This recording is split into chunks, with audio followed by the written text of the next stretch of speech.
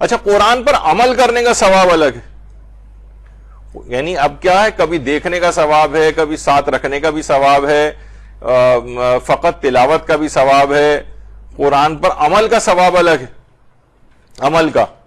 لیکن عمل کس طرح سے؟ آیت اللہ ناصر مکارم شیرازی نے تفسیر نمونہ کی پہلی جلد میں بہت اچھی بات لکھی ہے کہ ہم سورہ نور کی فضیلت کے بارے میں پڑھتے ہیں کہ جو اسے پڑھے گا خدا اسے اور اس کی اولاد کو زنا کی آلودگی سے محفوظ رکھے گا.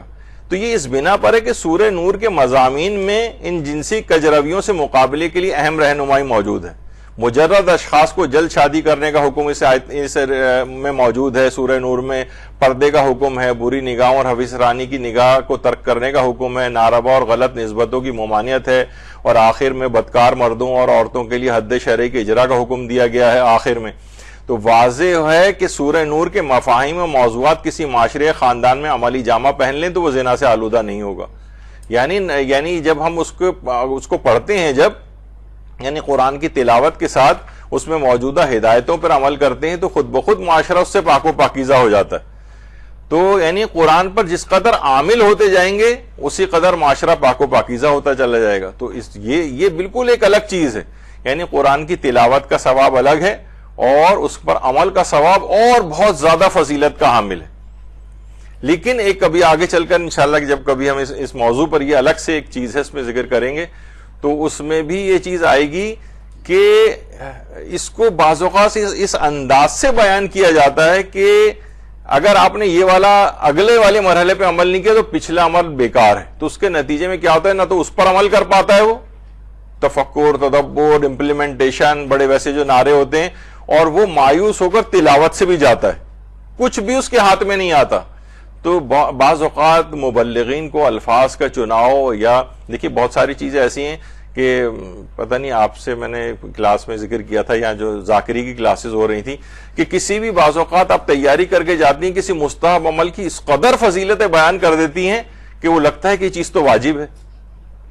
کسی مکروہ کام کی اس قدر مذمت ہو جاتی ہے کہ لوگ کہتے ہیں یہ تو حرام ہے.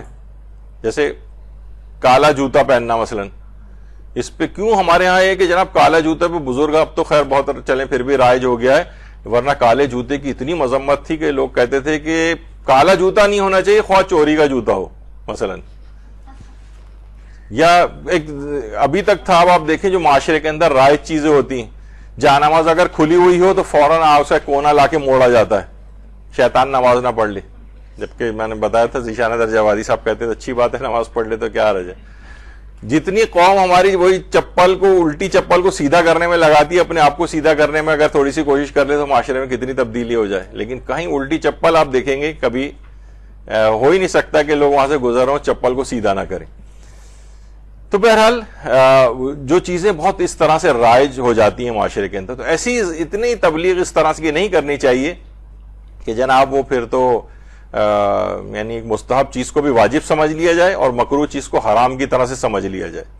اور یہی وجہ ہے کہ بہت سے عرفی گناہ جو ہیں جو شریعت نے حرام نہیں کیے, عرف ان کو برا سمجھتا ہے, وہ اصل اللہ کے عائد کردہ گناہ کبیرہ سے بھی لوگ بڑا سمجھنے لگتے ہیں کہ یہ ہو جائے تو کوئی حرج نہیں ہے, بس یہ چیز نہیں ہونی چاہیے.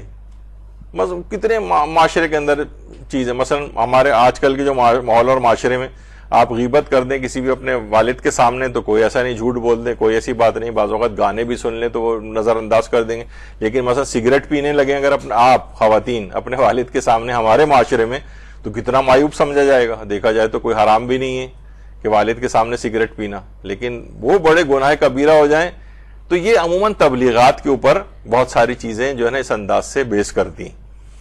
تو بہرحال بات یہ ہو رہی تھی کہ ہر چیز کی ایک فضیلت والی پہلو ہے جو اگلے مراحل کا ہے, تو وہ اگلے مراحل کی طرف جانے سے پہلے ان کو مایوسی نہ ہو جائے لوگوں کو کہ بھائی اس کا کوئی فائدہ نہیں. ہو سکتا ہے کہ جو اسپیکر بول بھی رہا ہوتا ہے بعض اوقات کسی چیز کو ثابت کرنے کے لیے تو وہی کہہ دیتا ہے کہ بھائی ان چیزوں کا کیا فائدہ ہے, ورنہ اگر آپ سے گناہ نہیں چھوٹ رہے ہیں.